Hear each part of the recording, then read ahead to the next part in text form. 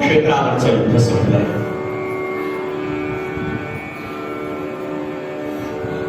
यत्र योगेश्वर कृष्णो यत्र पार्थो धनुर्धरः तत्र श्री विजयो होतिर्भवानी. सत्याचा विजय झाला, धर्माचा विजय झाला आणि हस्तिनावतीचं राज्य पांडवांकडे आलं. मुळात ते कौरवच आहेत पहा, पंडूचे पांडव, ते 5 म्हणून पांडव कुरुच्या वंशातले गेलं. हस्तिनावतीचं राज्य धर्मराजाकडे. महाभारतातली पुराणातली जी पात्र आहेत ना, त्या नावावरनं त्या व्यक्तित्वाचा, व्यक्तिमत्वाचा आणि त्यांच्या गुणाचा निर्देश होतो. धर्मराज सिंहासनावरती बसलेले, नावातच धर्म, धर्माचं सगुण साकार रूप म्हणजे युधिष्ठिर. म्हणून आमच्या पंतांनी वर्णन केलं, रक्षाला धर्म कुठे करीसी उपदेश तरी असे मान्य.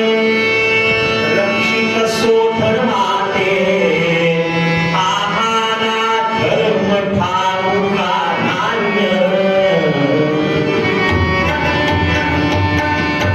रथाचं जात जेव्हा त्या कर्णाचं युद्धभूमीवरती रुतलेलं, भगवंतानं सांगितलं होतं, हे अर्जुना कथा हे होता.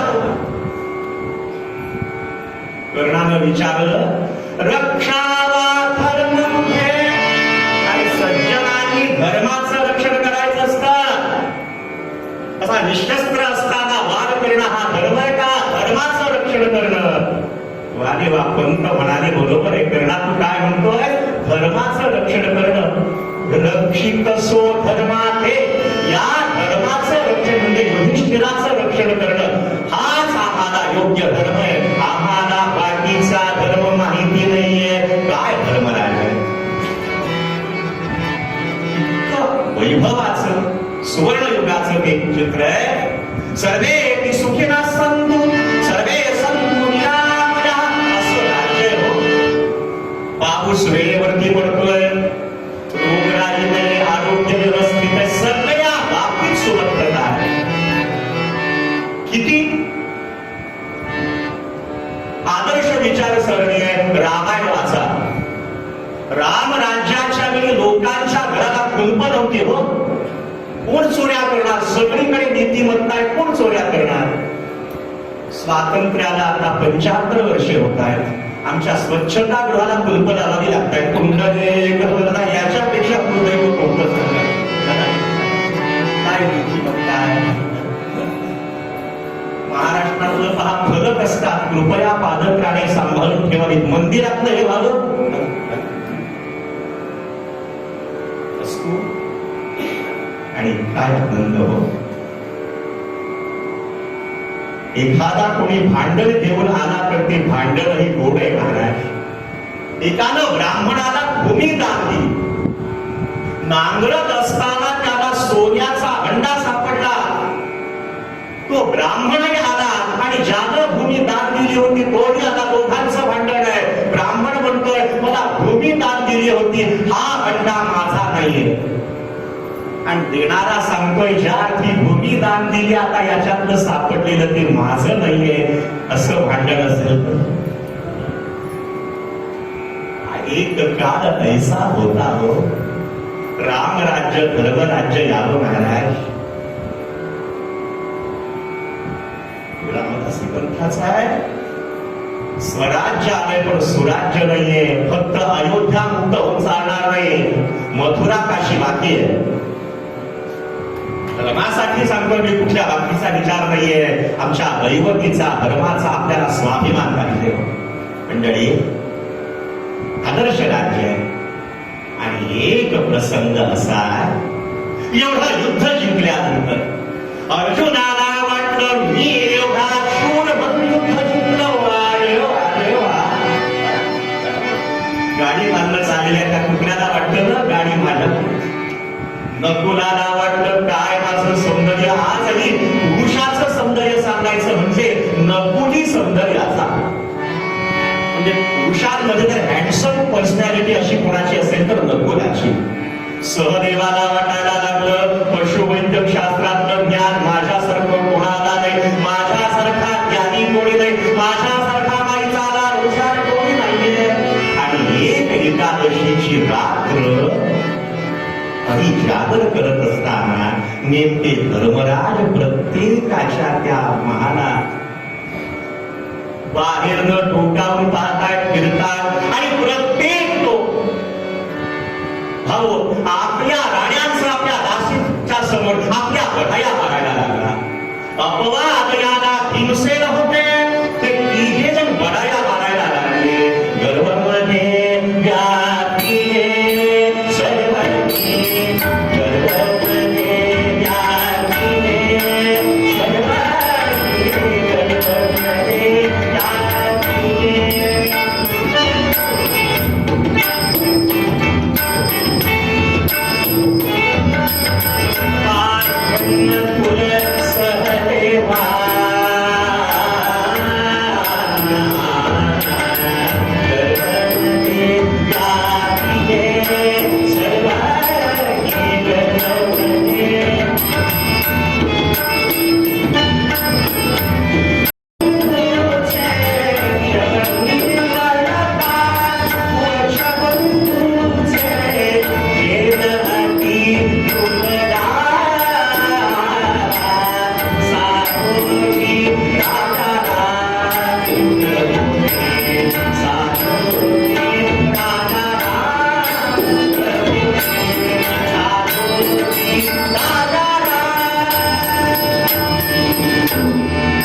गर्भवती झालाय तर मला म्हणाली उद्योगाचं नाही. देखा नवल दया प्रभूचे अद्भुत प्रेम भक्ताचे तो होता म्हणून. पण माणसाचा अहंकार कधीतरी डोक्यावर काढतो. कुठे कसा अहंकार जागा होईल सांगता येत नाही. दुपारच्या प्रहरी महिला बसल्या होत्या गप्पाष्टक करत आणि एकीने सांगितलं, काय माझे यजमान किती मोठे बडे बडे बडे बडे ऑफिसर माझ्या डोळ्यापुढे माना झुकवतात. एकीनं ऐकलं, ती होती देशपांड्याची. तिनं सांगितलं, वा वा वा काना मागून आली तिखट झाली. अगं तुझ्यापेक्षा माझा नवरा फार मोठा, तुझ्या नवऱ्यासारखे शिकलेले 100 माझ्या नवऱ्यापुढे माना झुकवतात. तिसरीनं सांगितलं, काहीच नाही.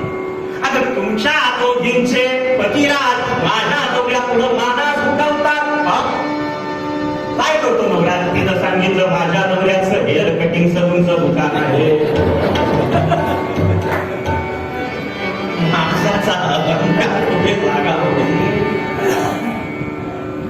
आणि एक एकादशी आहे हो. आज जे दक्षिण भारतात पहा लहान मुलं एकादशी करतात. आरोग्यशास्त्र मला जास्त विषयांतर नाही करायचं. त्या दिवशी आपला जठराग्नी मंद असतो. एका आयुर्वेदाच्या तज्ञ ग्रहस्थानं सांगितलेलं जास्त बोलणं नको. आपण जे अन्न खातो त्या 30% अन्नावर आपण जगतो आणि 70% अन्नावर डॉक्टर जगतात. मला क्षमा करा, जय जय रघुवीर. जगण्यासाठी खावं का खाण्यासाठी जगावं. नवीन ठिकाणी बुवा गेला, घ्या बुवा घ्या, काय बुवाच्या बापाचं जातं द्या. होतं की नाही सांगा. मंडळी एक एकादशी आली आणि एकादशीची रात्र जागरण करायची पद्धत आहे. हरी जागर करायचा. पांडवांनी ठरवलं आजची रात्र जागायची आणि सगळे जागे. इकडे या तिघांच्या बडाया चालू आहे. आणि भाविक हो, त्या रात्री आमच्या उपद राजकन्या द्रौपदीच्या मनात काय आलं. आजपर्यंत संकटामध्ये त्याला मी अडवलं आला ना.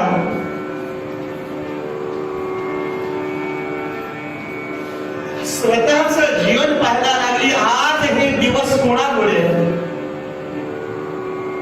असं आहे. परमात्मा सुखाचे दिवस आले की दूर जातो, दुःखात न बोलावता येतो. आणि याच्या उलट जन हे सुखाचे दिया घेतल्याचे. एकादशीच्या त्या रात्री जागृत सुरू आहे, भगवंताचं स्मरण आहे. श्री कृष्ण गोविंद हरे मुरारे, हे नाथ नारायण वासुदेव, प्रद्युम्न दामोदर विश्वनाथ, आणि मुकुंद विष्णू वरदनमस्ते. गोपाल कृष्ण भगवान हरीचं नाम घेतात, कृष्ण परमात्म्याला भजतात, आळवताय. आणि या द्रौपदीच्या मनात राजसून यती वचना, श्री हरी चतुर्भुज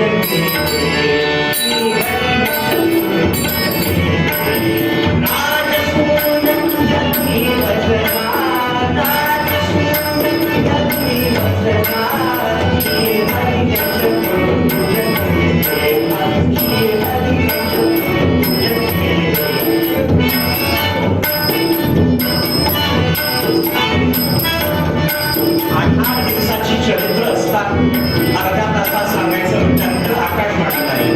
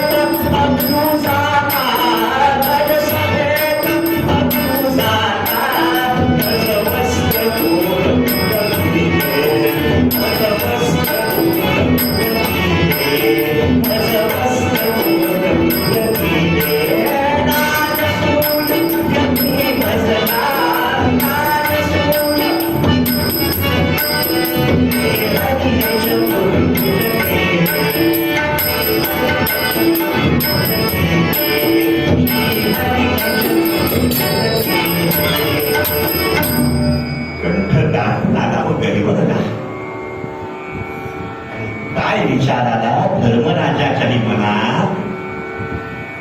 सूर्य नारायण धनुराशी प्रवेश करून महिना होत आलेला, आता उद्या एकच दिवस आहे. आणि त्या काळात धनुर्मासात अनायासा उद्या द्वादशीला, साधक द्वादशीच्या व्रताला आपण अनेक विप्रांना इच्छा पूर्ण देऊ. नुसतं विप्रांना नाही, त्या पंक्तीला जर हा कृष्ण परमात्मा असला तर झालं. आणि द्रौपदीलाही वाटलं ना, त्या राजसूय यज्ञाचार्य हातात भगवानाची भांडी असताना, चोरीचं वेळ सैल झालेलं, डोक्यावरचा पदर खाली आलेला असताना त्या शकोरीने कर्णानं दुःशासनानं माझी फजिती करण्याचा प्रयत्न केला. तेव्हा परमात्म्यानं ती उच्छिष्ट काढत असताना माझी हाक ऐकली बाई आणि मला चतुर्भुज दिली. सगळा प्रसंग आठवायला लागला. तो जर उद्या जेवायला असता तर भगवंत इकडे द्वारिकेत आहे. धर्मराजाच्या मनात आलं उद्या या व्रताचं पालन करताना या धनुर्मासामध्ये धनुर्मास म्हणतात काही. सूर्य नारायण उगवत असताना त्यावेळी देवाला नैवेद्य समर्पित झाला पाहिजे, ब्राह्मणाच्या पंक्ती बसल्या पाहिजे. काय मेनू असतो? तिळाच्या पोळ्या, बाजरीची भाकरी, भरल्या वांग्याची भाजी, अशी खिचडी काय, मिरच्याचा ठेचा काय, असा पदार्थ हो. काही काही पदार्थ कालबाह्य झाले. लेकरांना फोडणीचा भात गेला, आता Maggi Maggi Maggi. Pizza pizza बरोबर आहे म्हणलं, लहानपणी पिझ्झा, मोठेपणी पिझ्झा.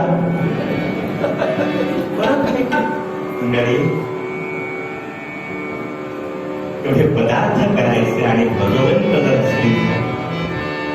विचार आला आणि सांगावं काय, धर्मराजानं अर्जुनाला, सहदेवाला, नकुलाला विचारला, अरे माझ्या मनात असा विचार आला.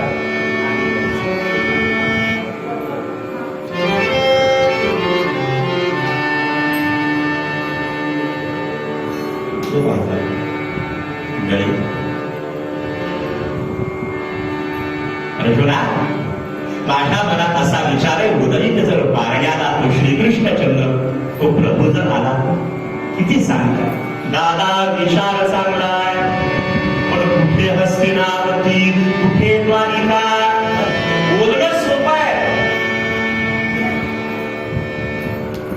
तू नाहीस का रे जाऊ शकणार? एवढा तो भगवंताचा प्रिय सखा, एवढा तुझा पराक्रम आहे, उद्या जर या पारण्याला पंक्तीला तो प्रभू असतात, मनात आलं धर्मराजाच्या पण तो कृतीत हेतू कसा सफल होईल, कसा सफल होईल.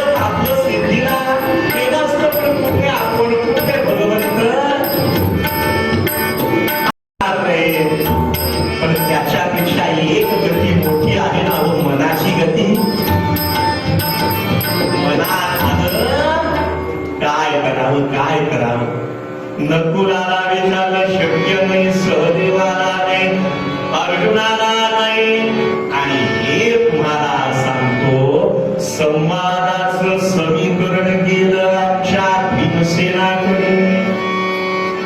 दादा काय म्हणण्यात, अरे भीमा काही नाही, उद्याच्याला जर तो कृष्ण प्रभू परमात्मा जर आपला पंक्तीला असतात, असं अहो असतात नाही, जडंतर नाही, अजिबात नाही.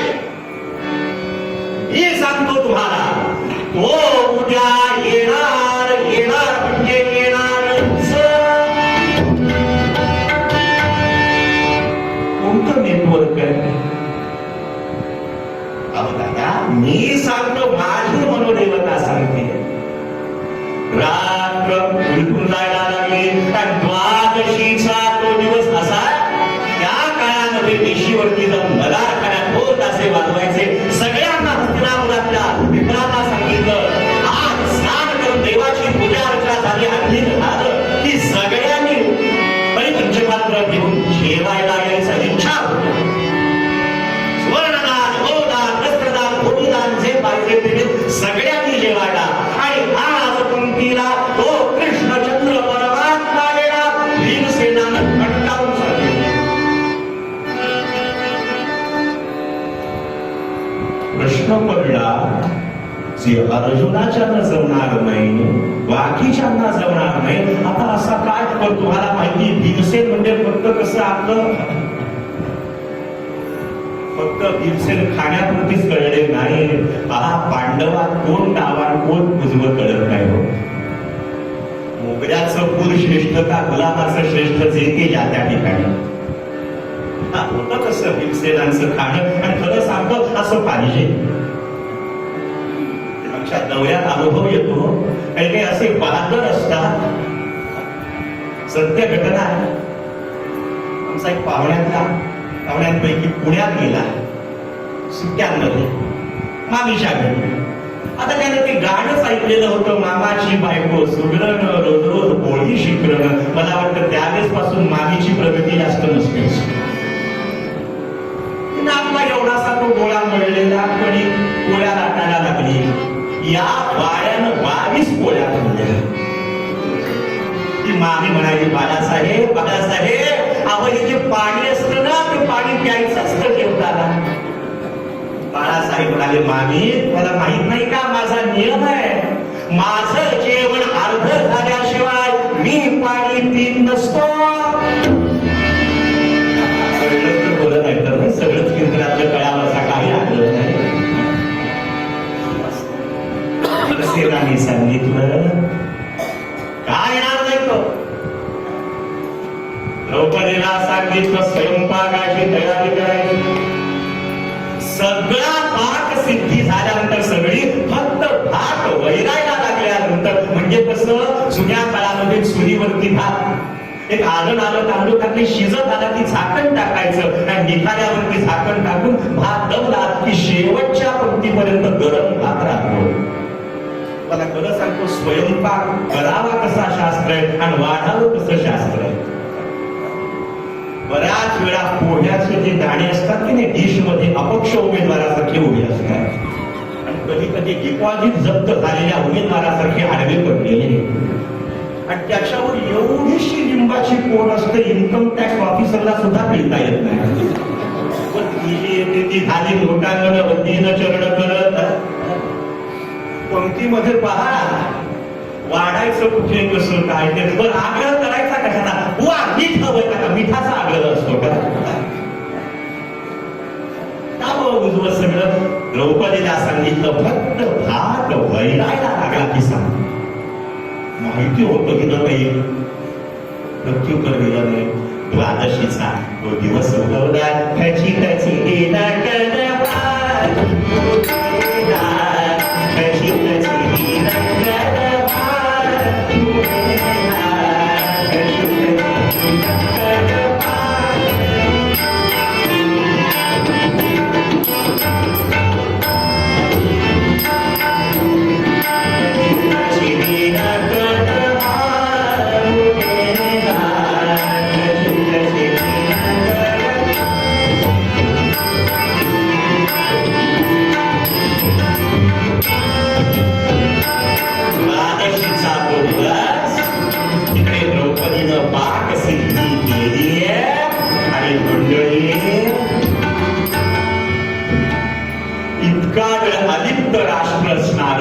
भीमसेनजी आता भगवंताची पूजा नैवेद्य समर्पित झाला की सगळे ब्रह्मवृंद येतील, पंक्ती सुरू होतील. एवढा वेळामध्ये आला पाहिजे. भीमसेन म्हणाले, दादा काळजी करू नका, 8 तास झाले, 8-10च्या आत भगवंताला आणतो. श्रोत्यांचे चेहरे व्याकुळ न करता तुम्हाला सांगतो, टाट टाट टाट टाट टाट आला. त्या विहिरीचं पाणी शेंदं 4 भाकरी डोक्यावर घेतल्या. पाकसिद्धी झाली बघ.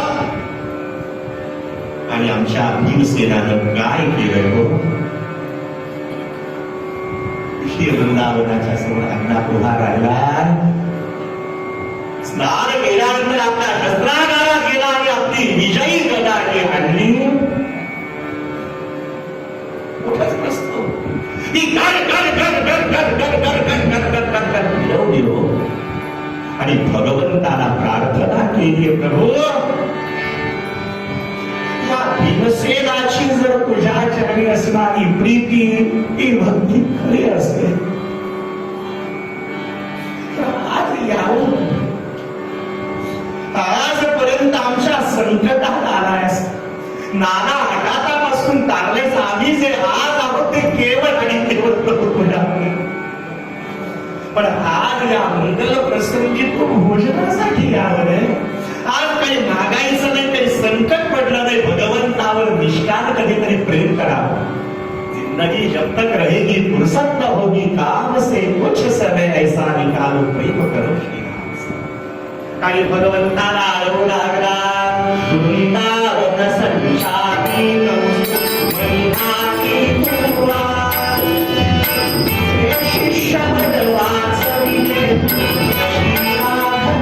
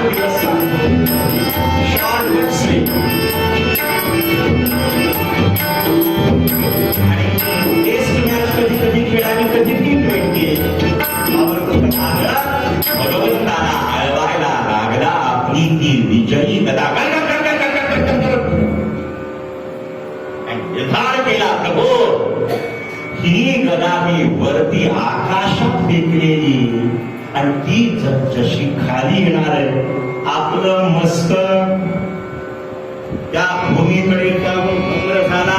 ती गदा वरती फेकलेली आत खाली यायच्या जर तू आला नाहीस माझं हे शिरकमल तुझ्या चरणी अर्पण केलेलं असेल. माझा निर्धार हो. बाकीचे सगळे पाहायला लागले आणि काय पण बोले तो करेलच. आणि ती गदाच्या गतीनं वरती गेली. मंडळी विचार करा की वरती गदाच्या गतीनं फिरवली त्याच गतीनं खाली येणार हो.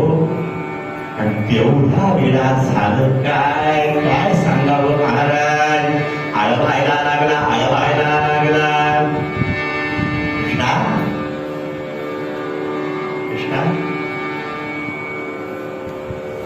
एक देव आणि भक्ताचं नातं आहे आणि एक रक्ताचं नातं आहे. तुला सांगतो आजपर्यंत काहीतरी इष्टेसाठी कामनेसाठी तुला बोलावलेलं माधवा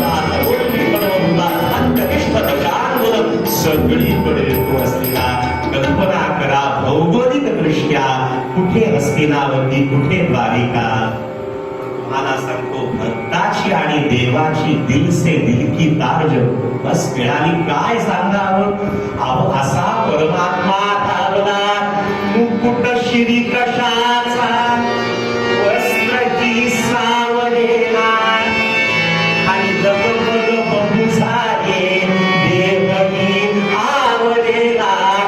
ही गदा वरती भेटली खाली तिच्या. मंडळी परमात्म्याचा धावा करतात आणि एवढ्यामध्ये कोणीतरी भीमसेनाला ती गदा खाली आली. भीमसेनानं पाहिलं कोण, काय सांगावं, हा परमात्मा असा धावलाय, मुकुट नाही, तो शेला नाही. अहो आहे त्या स्थितीत आहे. भीमसेना भीमसेना काय करतोयस, काय करतोयस हे प्रभू.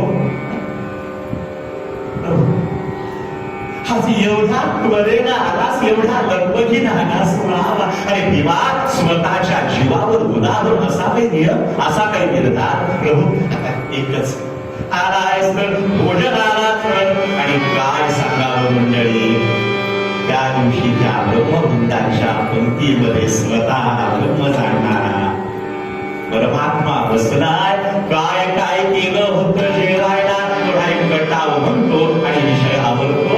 मला आज्ञा केली होती आणि जसे दररोजच आज्ञा करतात मला, पण असं पाहिजे काहीतरी आज आख्यान पूर्ण करा.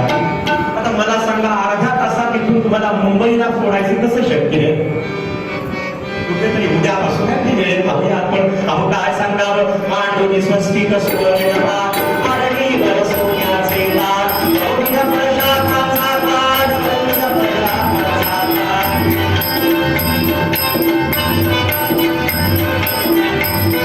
मंडळी चंदनाचा पाठ, पाठ टेकायला पाठ.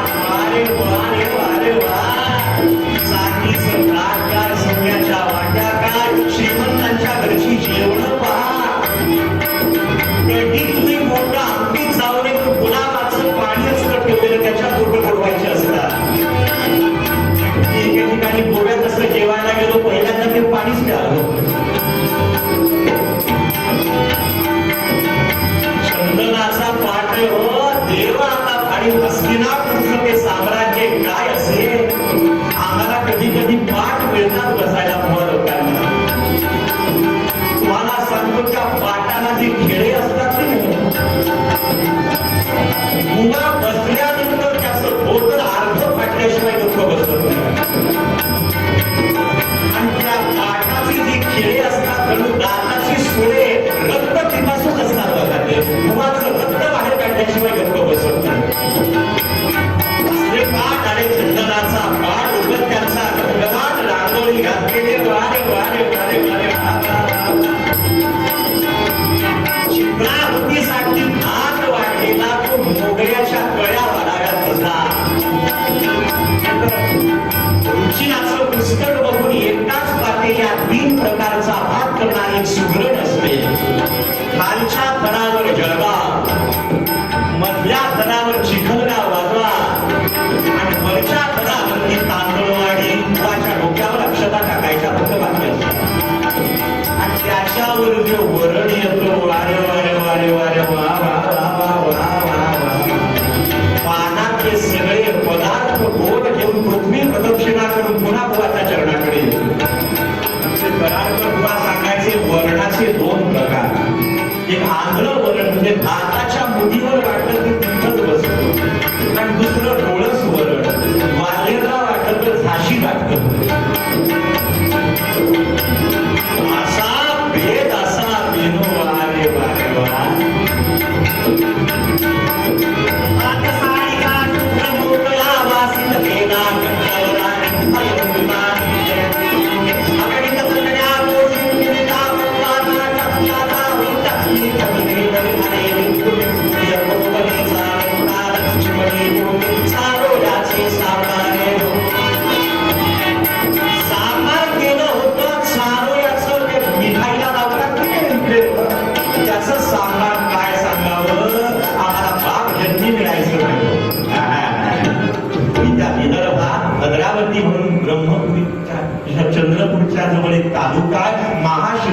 नागनाथाचा उत्सव केलेला सत्य सांगतो गादीवरती. नागनाथाचा उत्सव असतो महाशिवरात्रीपासून 7 दिवस फिरतो. समाप्तीला काल्याचं कीर्तन करायचं. ती उत्सव मूर्ती गावातून प्रदक्षिणा घालून येते. दुपारी 2ला पहिली पंगत, पहिल्या पंक्तीला गुळाचा गणपती बुवा. का एकदा याला जेव घातलं की ही पिढा जाते. भुकेलेलो मी असा भात आता त्याचं आळं केलं आणि त्याच्यावरती जी आमटी आली होती भगवती आई, असा बेताचा तिखट खाणारा तुम्हाला सांगतो मी. एक चित्रा होती झाल्या आणि एक घास जो घेतला आजी मी ब्रह्म पाहिले गरगत करायला लागलं की वाढणारी जी वाईट होती ती माझी काय उभा रडायला लागला. का हो तुम्ही भावंड किती असता? म्हणलं आमटी तू जर वाचलो तर दोघे. त्यानंतर शिकियताने अशी सांगण्याची पद्धत नाही मंडळी. जगाला देणारा जगी पाहता देव हा आनंददाता, त्याला वृत्त केलं. भीमसेनाची भक्ती करा. ज्यांनी हृदयातून हाक मारली आठवलेलं त्याला जीवनभर तो दगा देणारा नाही, तो सांभाळणारा आहे, तो हाके सरशी धावणारा आहे. भीमसेना धन्य झालो. या तिघांचा अहंकार गळून पडला. धर्मराजाला द्रौपदीला अत्यंत आनंद झाला. आपल्या भावाला जेवण घालताना बहिणीला आनंद होणार नाही का? नाना आघातापासून त्यानं रक्षण केलं. भाविक हो, असं परमात्म्याला आडवा गाथा मनुष्य जन्माची सार्थकता ज्याच्यात आहे ते साधन आपण करावं. एवढी कळवळ विरोध मिळवा यांची आहे. म्हणून ते म्हणतात